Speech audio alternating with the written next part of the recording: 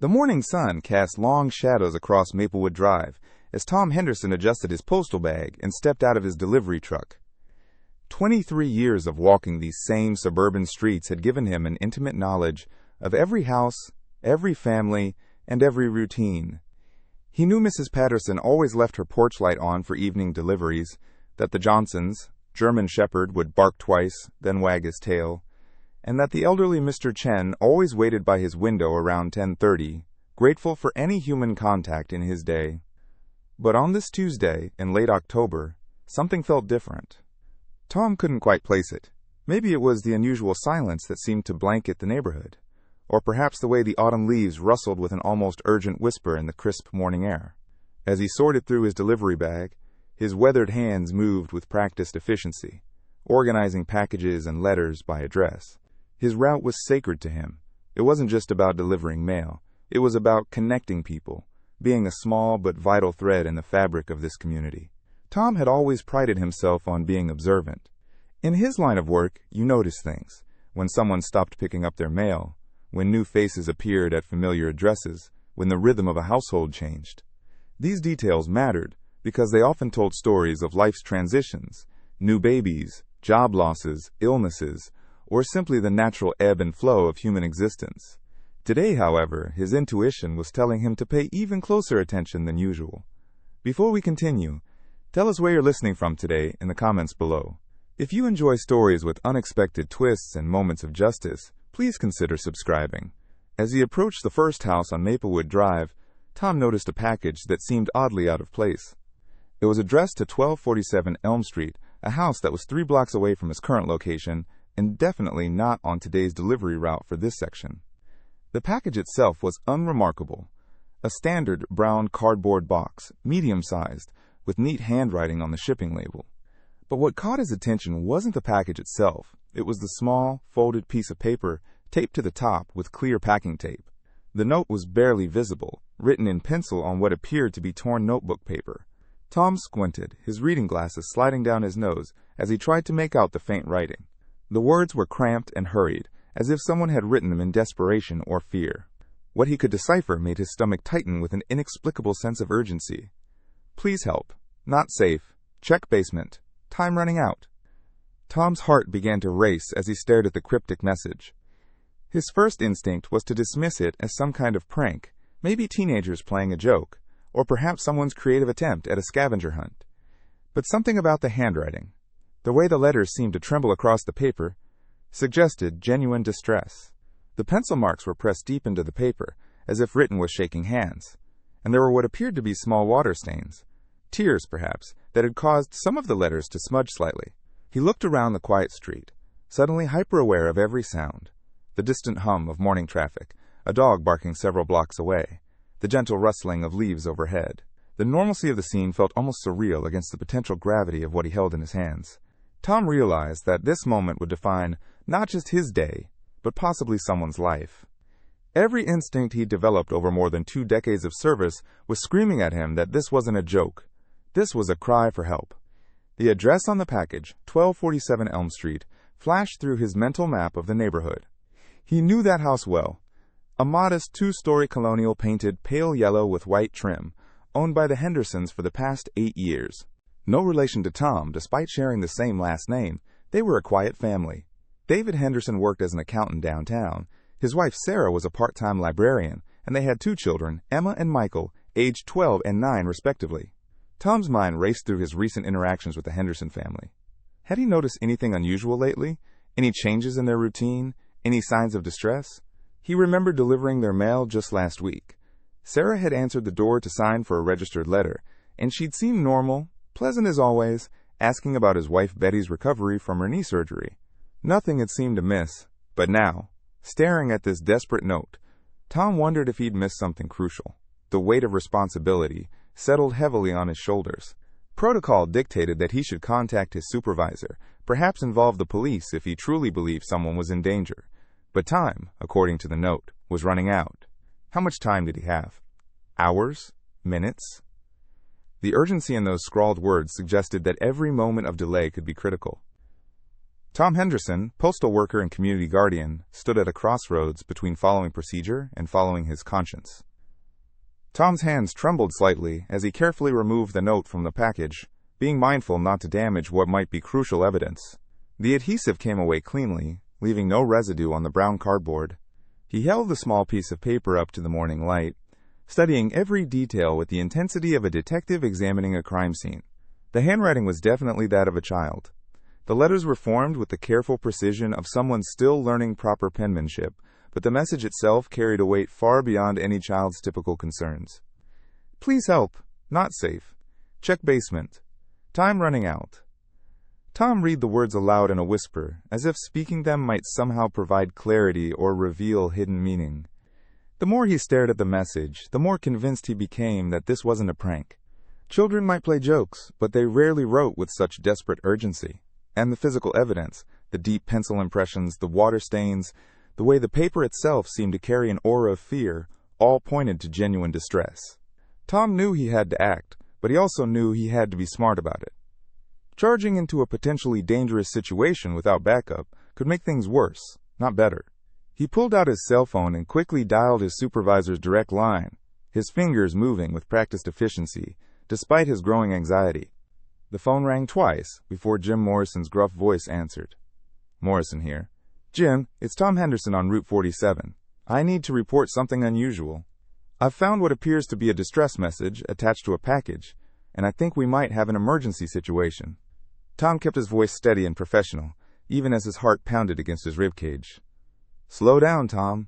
What kind of message are we talking about here? Jim's tone shifted from routine business to focused attention. He'd been Tom's supervisor for over a decade, and knew that the veteran mailman wasn't prone to dramatics or false alarms. Tom read the note verbatim, describing exactly where he'd found it and the physical characteristics that suggested authenticity. He could hear Jim taking notes on the other end of the line, the scratch of pen on paper creating a rhythm that somehow helped calm Tom's nerves slightly. All right, Tom, here's what we're going to do. I'm calling this in to the police immediately. Don't approach the house alone under any circumstances. Can you get to a safe location where you can observe the property without being seen? We need eyes on the situation until the authorities arrive. I'm about 2 blocks away right now. There's a small park across from Elm Street where I can position myself behind some trees. I'll have a clear view of 1247 from there. Tom was already walking quickly toward his truck as he spoke, his military training from decades past kicking in automatically. He'd served in the Army before joining the Postal Service, and while those skills had been dormant for years, they never truly disappeared. Perfect. Stay put once you're in position and keep your phone on. The police should be there within 10 minutes. Tom. Jim's voice took on a more personal tone. Trust your instincts here. You've been walking these streets longer than anyone, and if you think something's wrong, then something's probably wrong. Tom hung up and drove the short distance to Elm Street, parking his postal truck in the small parking area adjacent to Maplewood Park. The park was a modest green space, with a playground, a few picnic tables, and mature oak trees that provided excellent cover. From his position behind one of the larger trees, he had an unobstructed view of the Henderson house across the street. The house looked perfectly normal from the outside. The lawn was neatly maintained, newspapers hadn't piled up, and there were no obvious signs of distress or forced entry.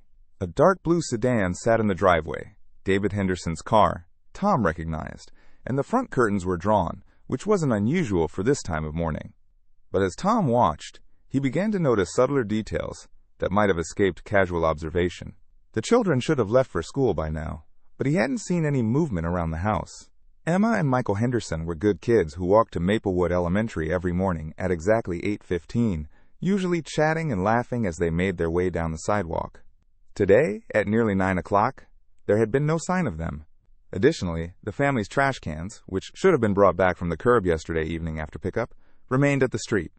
A small detail, but one that suggested the family's normal routine had been disrupted.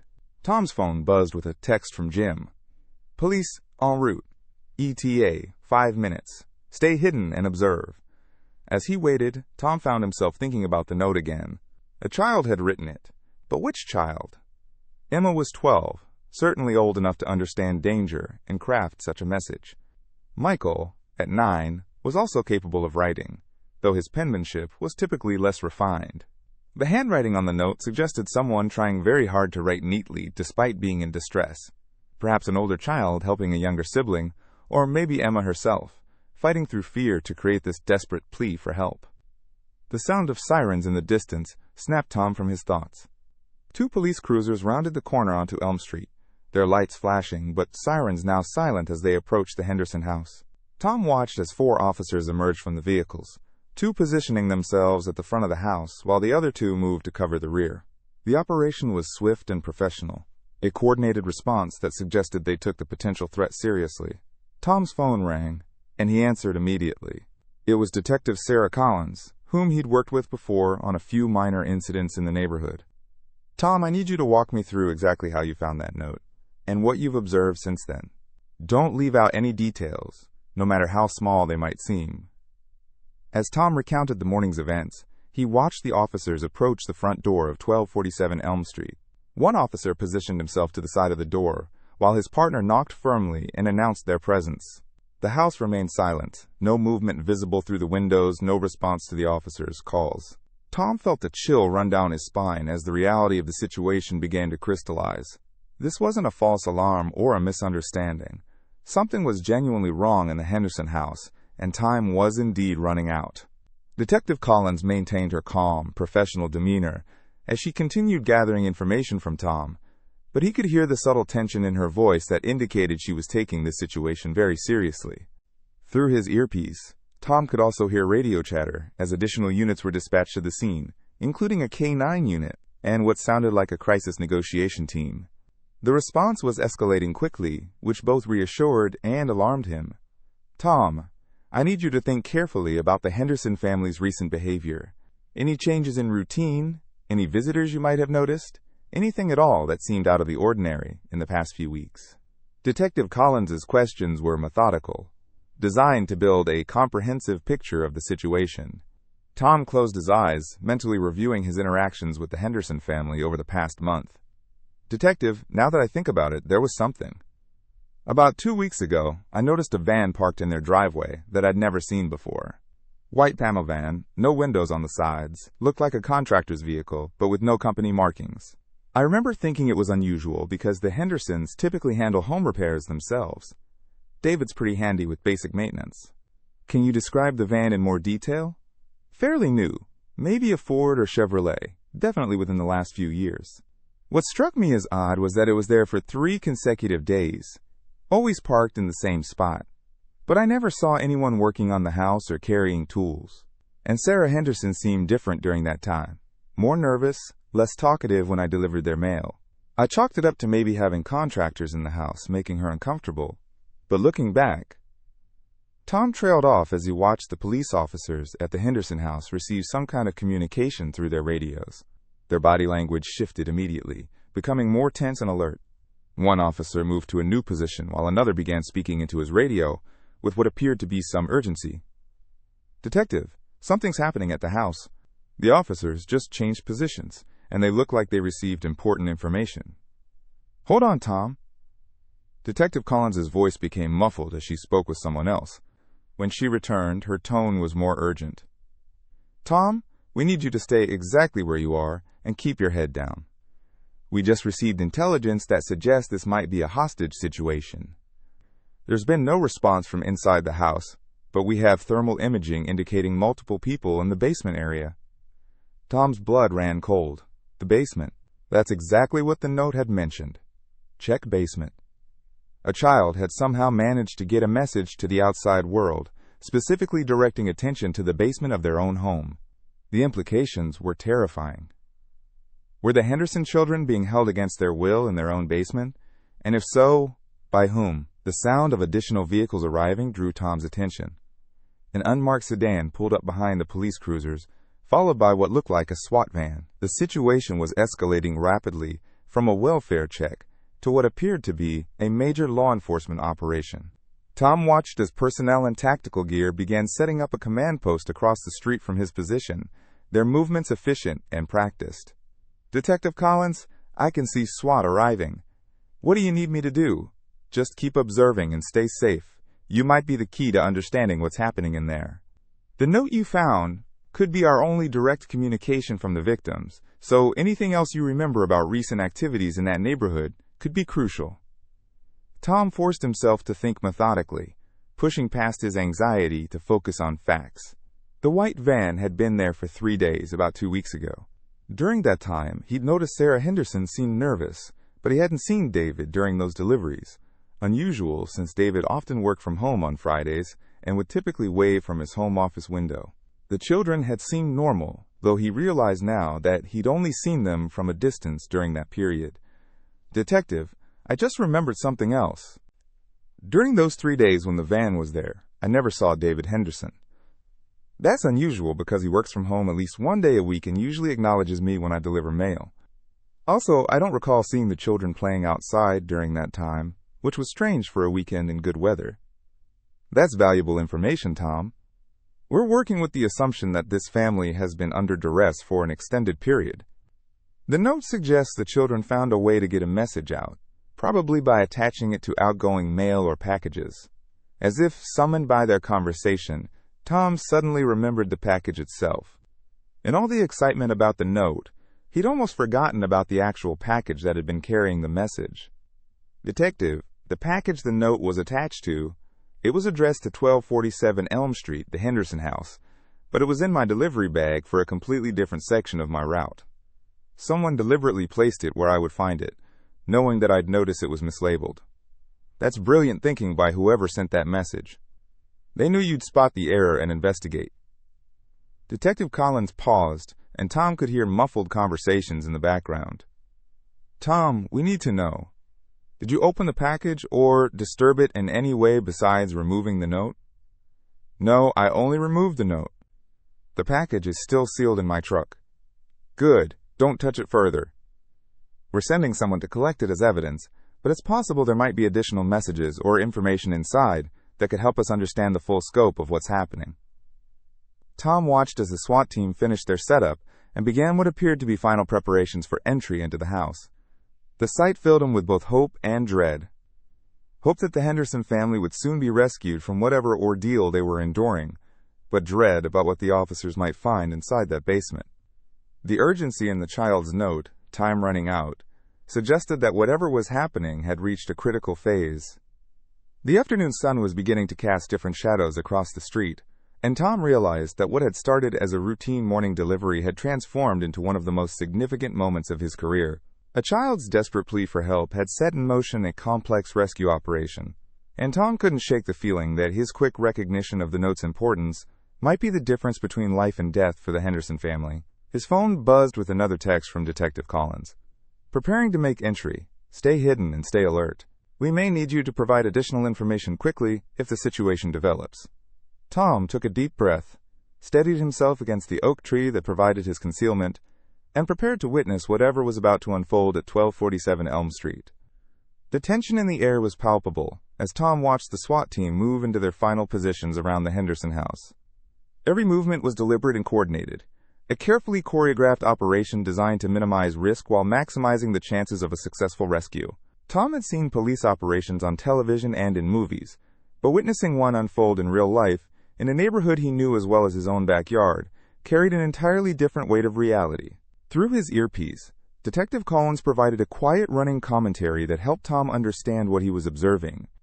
The thermal imaging is showing at least 4 heat signatures in the basement area, likely the 2 Henderson children, both parents, and at least one other person. The positioning suggests they're being held in a confined space, possibly restrained.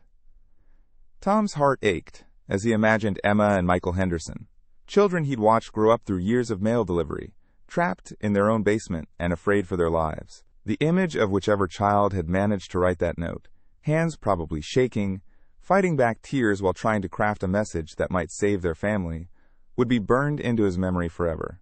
The front door of the Henderson house showed no signs of forced entry, which suggested either the family had let their captor in willingly, or someone had gained entry through deception.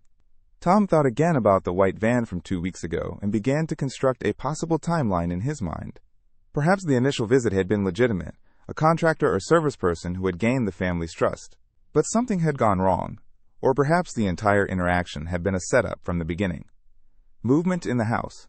Detective Collins reported quietly. Someone just passed by the upstairs window. Adult male. Not matching David Henderson's description from the photos we have. Tom felt a chill run through him. There was indeed someone else in the house, someone who didn't belong there. Someone who had apparently been holding the Henderson family captive for an unknown period of time. The child's note took on even greater significance. Somehow, despite being held in the basement, one of the children had found a way to communicate with the outside world. The SWAT team leader made a hand signal, and simultaneously, officers moved to positions at both the front and back doors of the house. Tom could see additional personnel positioned at strategic points around the perimeter, ensuring that no one could escape the property without being apprehended. The precision of the operation was impressive, but Tom couldn't shake his anxiety about what they might encounter once they breached the house. "Tom, we need you to be our eyes on the neighborhood now," Detective Collins instructed. "Look around the park and surrounding area. Is there anything unusual? Any vehicles that don't belong? Any people who seem out of place? It's possible we're dealing with more than one perpetrator, and accomplices might be watching the operation." Tom systematically scanned the area around his position, using the observation skills he'd developed during his military service, and refined through years of noticing details in his postal route. The park was empty except for his own truck and the law enforcement vehicles. The surrounding houses appeared quiet, with most residents presumably at work or school. But as his gaze swept across the street beyond the Henderson house, he spotted something that made his pulse quicken. Parked about half a block down Elm Street was a white panel van that looked remarkably similar to the one he'd seen at the Henderson house 2 weeks earlier. It was positioned in a way that provided a clear view of the police operation, and Tom could see the silhouette of someone sitting in the driver's seat, apparently watching the scene unfold. "Detective, I've got a white panel van similar to the one I described earlier, parked about half a block east of the Henderson house. There's someone in the driver's seat who appears to be observing the operation. Can you give me a license plate number?" Tom squinted, wishing he had binoculars. "I can make out part of it, but the angle isn't great from here. It looks like it starts with BR, or maybe BL, followed by numbers, but I can't read the full plate clearly." "That's enough. We're dispatching units to intercept that vehicle now. Tom, under no circumstances should you attempt to get closer or intervene directly. If that van starts to move, just report its direction of travel." Within moments, Tom saw 2 unmarked police cars moving quietly down parallel streets, positioning themselves to block potential escape routes for the white van. The coordination was impressive. While the main SWAT operation focused on the Henderson house, other units were simultaneously addressing what might be a related threat. The scope of the situation was becoming clearer. This wasn't just a home invasion or burglary gone wrong, but a more complex criminal operation that had multiple moving parts. Tom's attention was drawn back to the Henderson house as he heard the distinctive sound of a door being breached. The SWAT team was making their entry, and within seconds he could hear shouting commands through the walls of the house. "Police, get down! Show me your hands!" The sounds were muffled but urgent, indicating that contact had been made with someone inside. His phone rang, and Detective Collins's voice was tense but controlled. "Entry has been made. They've encountered one adult male upstairs who is now in custody. The team is moving to the basement to locate the family." "Tom, this is where your information about the children becomes crucial. Do you have any insights about the layout of that basement or where the children might be held?" Tom thought quickly about his knowledge of the Henderson house. He'd been inside once, about 3 years ago, when Sarah Henderson had invited him in for coffee during a particularly harsh winter storm. The basement access is through the kitchen, down a set of wooden stairs. From what I remember, it's partially finished. There's a family room area with a couch and TV, but also a storage area and a utility room. If they're being held down there, my guess would be the utility room or storage area, somewhere less visible and more secure. That intelligence is being passed to the entry team now. The next few minutes felt like hours as Tom waited for news from inside the house. He could hear occasional radio chatter through his earpiece, code words and tactical communications that he couldn't fully decipher, but which indicated ongoing activity. The white van down the street hadn't moved, and he could see that the police units had positioned themselves strategically, without yet making their presence known to the van's occupant. Then, breaking through the tension like a ray of sunlight through storm clouds, Tom heard Detective Collins's voice with an unmistakable note of relief. "They found them. All 4 family members are alive and being brought up from the basement now. EMTs are being called in to check them over, but initial reports suggest they're physically unharmed, though obviously traumatized. Tom felt tears he didn't even realize he'd been holding back begin to flow down his cheeks. The Henderson family was safe. Emma and Michael were safe. Whichever child had managed to write that desperate note had succeeded in saving their entire family. The quick decision Tom had made to take the note seriously and act immediately had made all the difference. But as he watched ambulances arrive and begin treating the Henderson family, Tom realized that this story was far from over. The white van was still under surveillance, the captured perpetrator would need to be questioned, and there were still many unanswered questions about how and why this had happened. The note that had started everything was just the beginning of what promised to be a complex investigation into what appeared to be a carefully planned criminal operation. As the Henderson family members were brought out of their house, Tom felt a complex mixture of relief, pride, and heartbreak. David and Sarah Henderson emerged first, flanked by EMTs and police officers, their faces pale and drawn from what must have been an unimaginable ordeal. They moved slowly, blinking in the afternoon sunlight as if they hadn't seen natural light in days. Sarah was crying, her hands shaking as she accepted a blanket from one of the paramedics. Then came the children, and Tom's heart nearly broke seeing Emma and Michael Henderson looking so small and frightened. Emma, the 12-year-old, had her arm protectively around her younger brother Michael, maintaining the role of protector, even now that they were safe.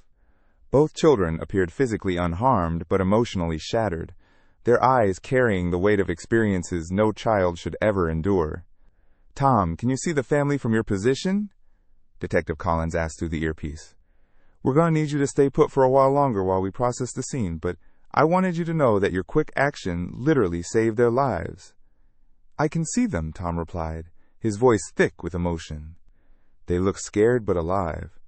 "Detective, do we know yet which child wrote the note?" "We're still gathering details, but preliminary information suggests it was Emma. Apparently, she managed to slip the note into an outgoing package while their captor wasn't watching. She told officers that she remembered you always checking addresses carefully and hoped you would notice that the package was mislabeled. That girl has remarkable presence of mind for someone her age." Tom felt a surge of admiration for Emma Henderson. In a terrifying situation, trapped in her own basement, she had managed to think strategically and find a way to communicate with the outside world. She had bet her family's lives on Tom's attention to detail and professional thoroughness, and her gamble had paid off. It was a testament to both her intelligence and courage, and to the power of the small, daily interactions that build trust within a community. His attention was drawn back to the white van as he noticed increased activity around the police units that had been monitoring it. The van's door opened, and the driver stepped out, a middle-aged man in work clothes who appeared to be cooperating with the officers.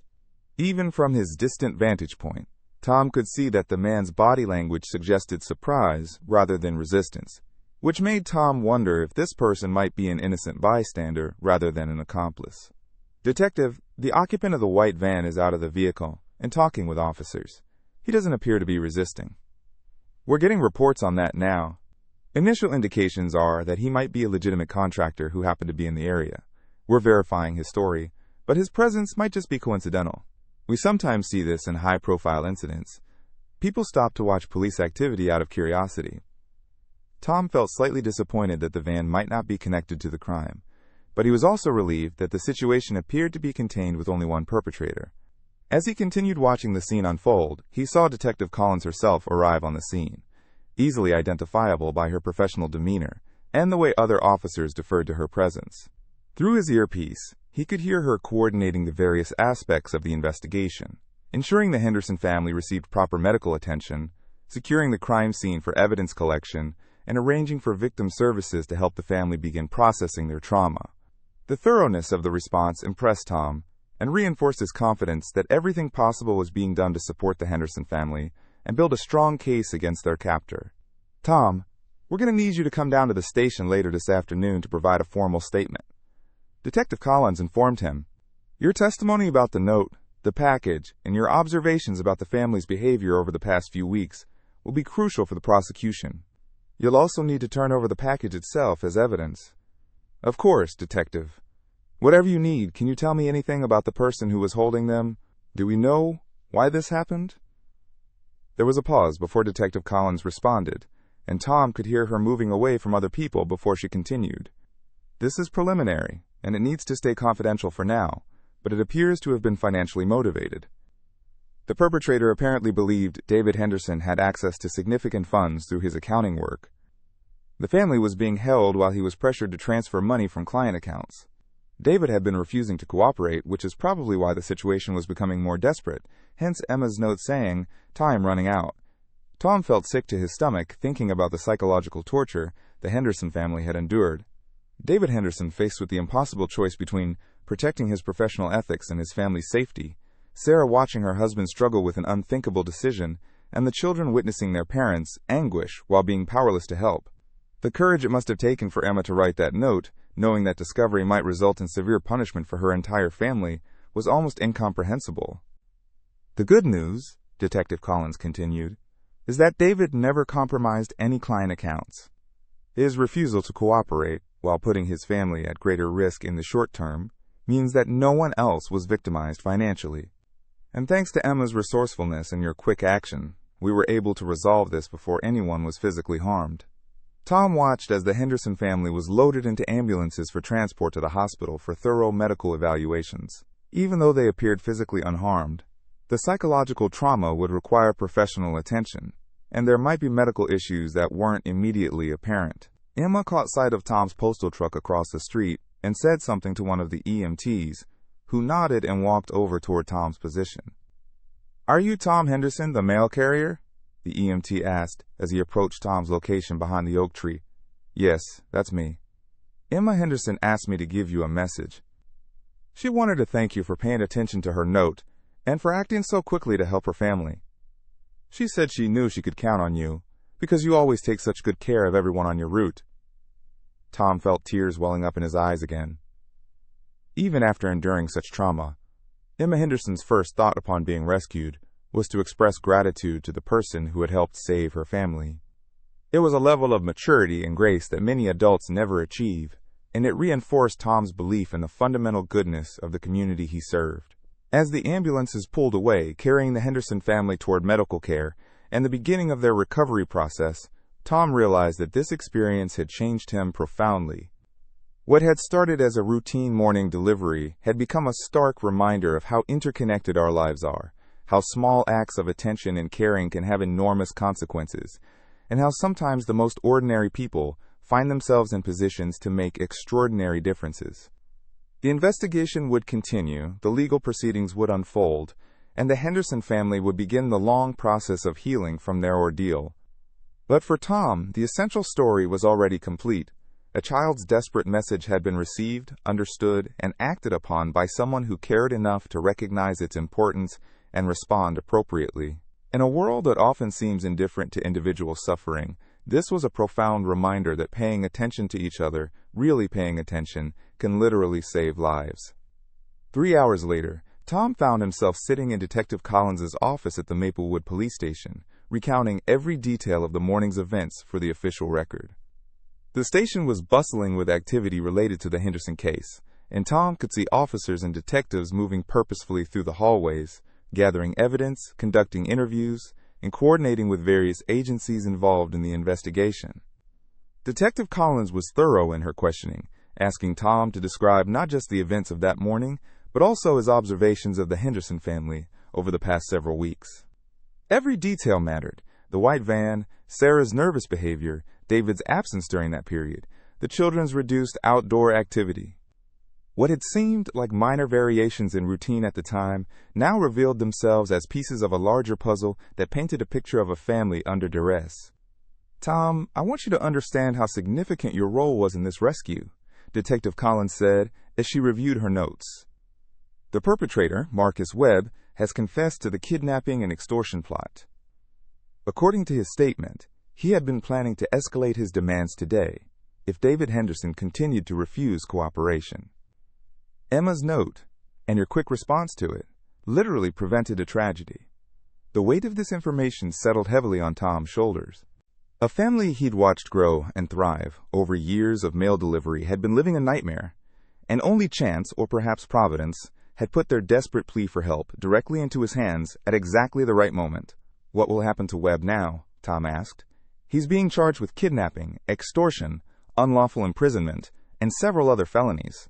With the evidence we've gathered and his confession, he's looking at significant prison time. The Henderson family won't have to worry about him again." Detective Collins paused and looked directly at Tom. "But Tom, I need to prepare you for something. This case is going to attract media attention, and your role in the rescue will likely become public knowledge. Are you comfortable with that?" Tom hadn't considered the possibility of media coverage, but he supposed it made sense. A kidnapping resolved through a child's ingenuity and a mailman's attention to detail was exactly the kind of story that would capture public interest. "I'm not looking for any recognition, Detective. I was just doing my job, paying attention to my community and acting when I saw something wrong." "I understand, but the story is bigger than just doing your job. You represent something that people want to believe still exists. Neighbors looking out for neighbors, professionals who care about the people they serve, ordinary citizens who are willing to act when they see injustice. In a world that often feels disconnected and indifferent, what you did today matters beyond just saving the Henderson family." As if summoned by their conversation, there was a knock on Detective Collins' office door. A young officer entered and announced that the Henderson family had been released from the hospital and were requesting to speak with Tom before they went to stay with relatives for the next few days, while their house was processed as a crime scene. "Would you be comfortable meeting with them?" Detective Collins asked. "They're in a conference room down the hall, and they specifically asked to thank you in person." Tom nodded without hesitation. "Of course. I'd like to see for myself that they're truly okay." The walk down the hallway felt longer than it was, Tom's anticipation building with each step. When Detective Collins opened the conference room door, Tom was greeted by 4 faces that looked remarkably different from the traumatized individuals he'd seen being rescued just hours earlier. David Henderson stood immediately and extended his hand, his grip firm and warm despite the slight tremor Tom could feel. "Tom, I don't have adequate words to express what you've done for our family," David said, his voice steady but heavy with emotion. "If you hadn't noticed Emma's note, if you hadn't acted so quickly—" He trailed off, unable to finish the sentence. Sarah Henderson stepped forward and embraced Tom gently, something that would have been unthinkable in their previous casual interactions as mail carrier and customer. "Tom, you saved our lives. All of our lives. We were running out of hope, and then Emma's crazy idea to put a note on that package actually worked because you cared enough to pay attention." But it was Emma who affected Tom most profoundly. The 12-year-old walked up to him with a composure that seemed remarkable for someone who had just endured such an ordeal. Her eyes still carried traces of the fear she'd experienced, but there was also a strength there that spoke to an inner resilience that would serve her well in life. "Mr. Henderson," Emma said, and Tom was struck by the formality of her address, as if the events of the day had aged her beyond her years. "I need you to know that I wrote that note, because I remembered how you always check everything so carefully. When you delivered our mail, you always made sure it was exactly right, and you always noticed when something was different. I was counting on you to notice that the package was going to the wrong address." Tom knelt down to Emma's eye level, his own eyes misting with tears. "Emma, what you did was incredibly brave and incredibly smart. You saved your entire family by thinking so clearly under pressure. I'm proud to know you, and I'm honored that you trusted me to help." 9-year-old Michael had been quiet during the exchanges, staying close to his mother's side, but now he stepped forward and looked up at Tom with wide, serious eyes. "Mr. Henderson, were you scared when you found Emma's note?" Tom considered the question carefully, recognizing that his answer mattered to this child who had just learned that the world could be a frightening place. "Yes, Michael, I was scared. I was scared that your family was in danger, and I was scared that I might not be able to help in time. But being scared didn't stop me from doing what I needed to do, just like being scared didn't stop Emma from writing that note. Sometimes we have to be brave, even when we're frightened." Michael nodded solemnly, as if filing this information away for future reference. "Thank you for being brave for us." The simple sincerity of the child's words hit Tom harder than any elaborate expression of gratitude could have. This family had been through an unimaginable trauma, and yet their first priority upon being released from the hospital was to ensure that the person who had helped them knew how grateful they were. It spoke to the character of the Henderson family and reinforced Tom's belief in the importance of the small connections that bind communities together. Detective Collins, who had been observing the reunion from the doorway, stepped forward. "The Henderson family will be staying with Sarah's sister across town for the next few days while we finish processing their home. Tom, They wanted to give you something before they left. Emma reached into a small bag she'd been carrying and pulled out a folded piece of paper. Mr. Henderson, I wrote you another note. This one is a thank you note instead of a help note. Tom accepted the paper with the same care he'd shown the desperate message that morning. This note was written in Emma's careful handwriting, but without the urgency and fear that had characterized the first message. Instead, it was filled with words of gratitude, promises to always remember his kindness, and a drawing of a mail truck with a rainbow over it. Emma, this is beautiful. I'm going to treasure this note forever, Tom said, and he meant it absolutely. This piece of paper would join the handful of items he considered most precious in his life, his military service medals, his wedding photos, and now this symbol of how paying attention to others can create ripples of positive change that extend far beyond what we can imagine.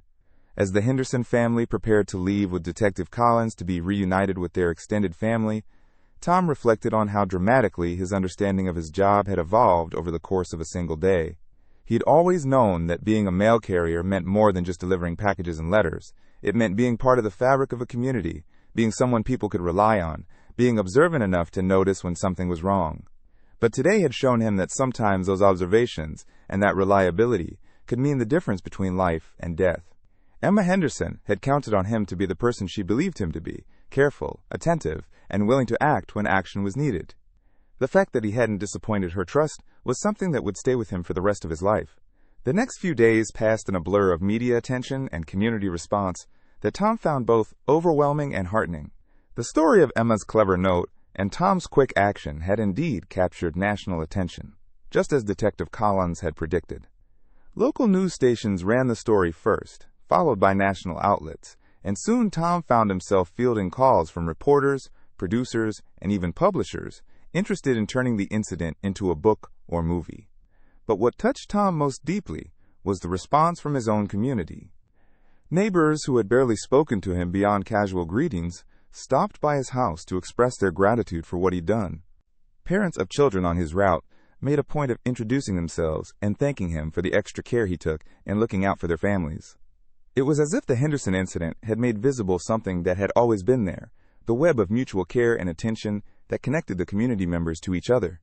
Tom's supervisor, Jim Morrison, had initially been concerned about the media attention affecting Tom's work performance, but he quickly realized that the opposite was happening.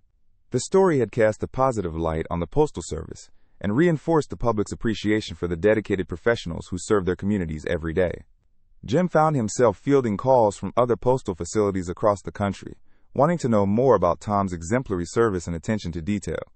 Tom, I've been getting calls from postal supervisors in 12 different states, Jim told him during one of their regular check-ins.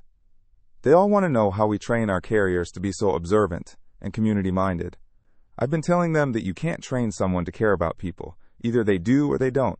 You've always cared, and that's what made the difference.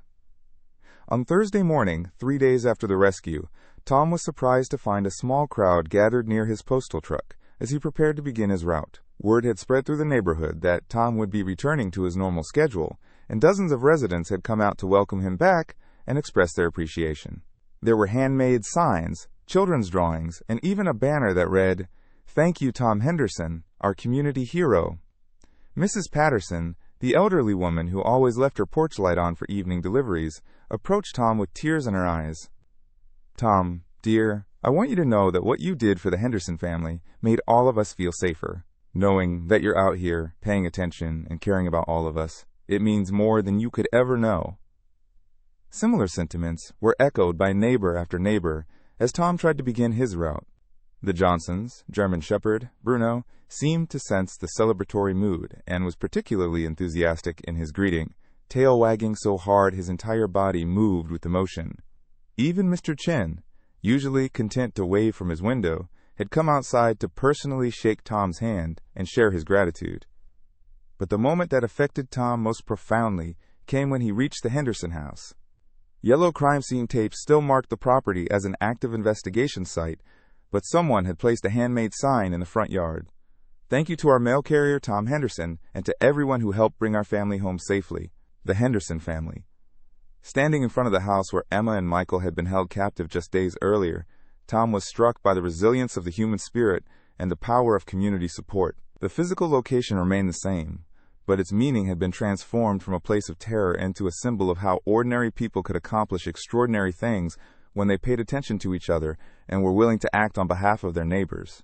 His phone buzzed with a text message from Detective Collins. "Tom, wanted to let you know that Marcus Webb formally entered a guilty plea this morning. He'll be sentenced next month, but he's looking at 15 to 20 years minimum. The Henderson family won't have to endure a trial, which is a huge relief for them. They asked me to pass along their thanks again." Tom felt a sense of closure beginning to settle over the situation. Justice was being served, the Henderson family could begin to truly heal without the stress of legal proceedings, and the community had been reminded of the importance of looking out for one another. But he also recognized that the impact of these events would continue to ripple outward in ways he might never fully understand. That afternoon, Tom received a call that surprised him. It was from the regional postmaster, calling to inform him that he was being considered for a National Recognition Award for exemplary community service. "Tom, what you did goes to the heart of what postal service means in America," the regional postmaster explained. "You weren't just delivering mail. You were serving as the eyes and ears of your community, and your quick action prevented a tragedy. The Postal Service is proud to have employees like you."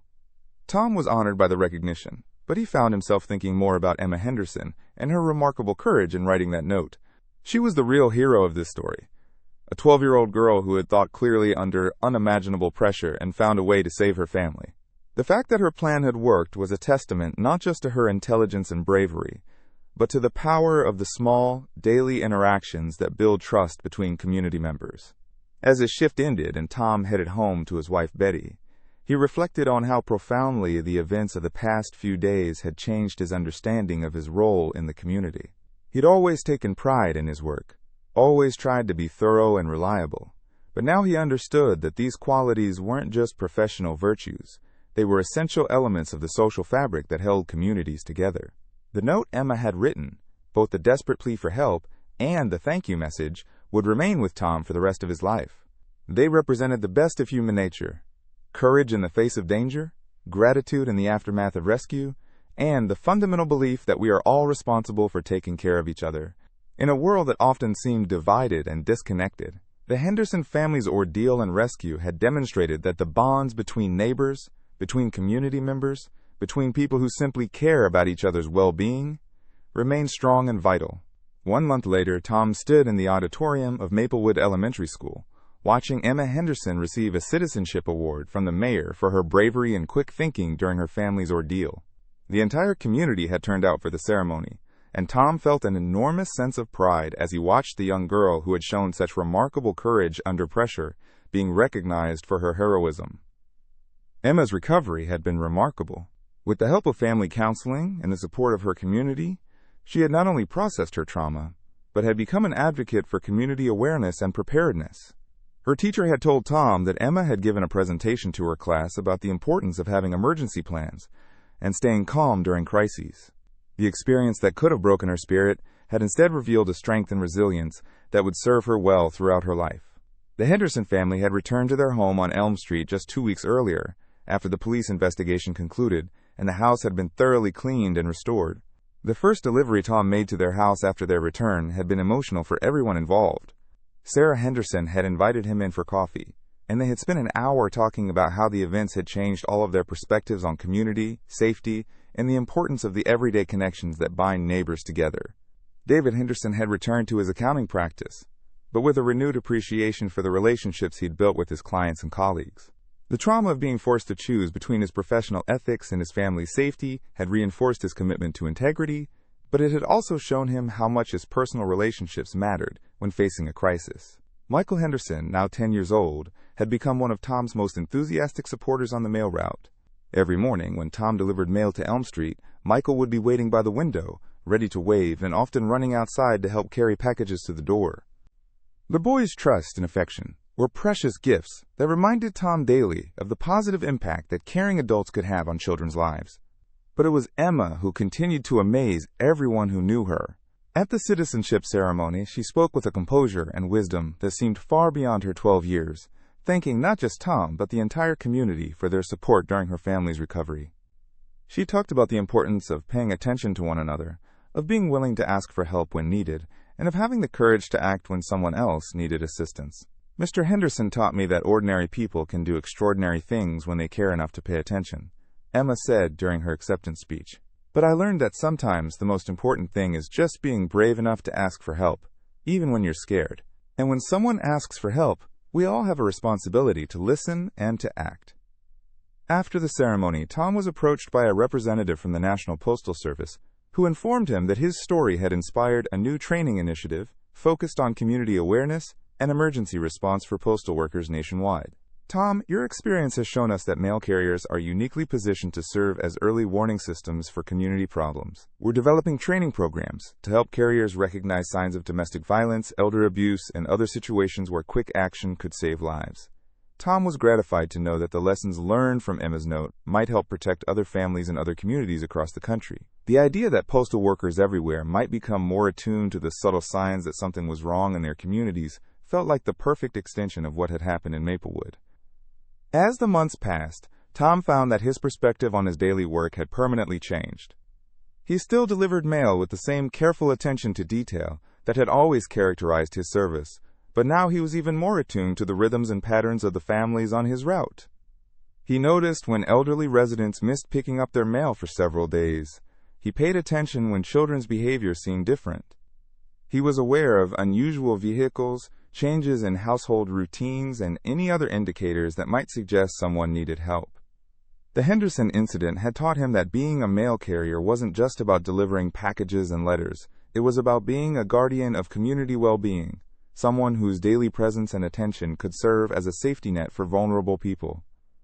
This understanding had transformed what was already a meaningful job into something approaching a calling. 6 months after the rescue, Tom received a letter that would become one of his most treasured possessions. It was from Emma Henderson, written in her careful handwriting, but this time filled with updates about her life rather than desperate pleas for help. She told him about her grades at school, her involvement in student government, and her plans to study criminal justice in college so she could help other people the way he had helped her family. Dear Mr. Henderson, the letter read, I wanted to let you know that I think about that day a lot, not because it was scary, but because it taught me that people really do care about each other. You didn't have to pay attention to my note, and you didn't have to act so quickly to help us, but you did. That made me believe that there are good people everywhere who are willing to help when someone needs it. I want to be one of those people when I grow up. Thank you for showing me what it looks like to care about your community and to be brave enough to act when action is needed. Tom folded the letter carefully and placed it in his wallet, next to the original thank you note Emma had given him at the police station. These pieces of paper represented more than just gratitude. They were reminders of the profound impact that small acts of attention and caring could have on other people's lives. As Tom continued his daily routes through the streets of Maplewood, he carried with him the knowledge that every interaction mattered, every observation could be significant, and every day brought opportunities to make a positive difference in someone else's life. Emma Henderson's desperate note had changed his life as much as his response had changed hers, creating a ripple effect of awareness and community engagement that would continue to spread outward for years to come. The story of a mailman who found a strange note on a package and knew he had to act fast had become something larger. A reminder that in a world that often seems indifferent to individual suffering, there are still people who pay attention, who care, and who are willing to act when action is needed. And sometimes, just sometimes, that quick decision prevents a disaster and saves lives in ways that echo far beyond the immediate crisis. What moment in this story resonated with you the most? Share your thoughts in the comments below, and if you enjoyed this narrative, please subscribe to my channel. Your support means the world to me and helps keep these stories coming.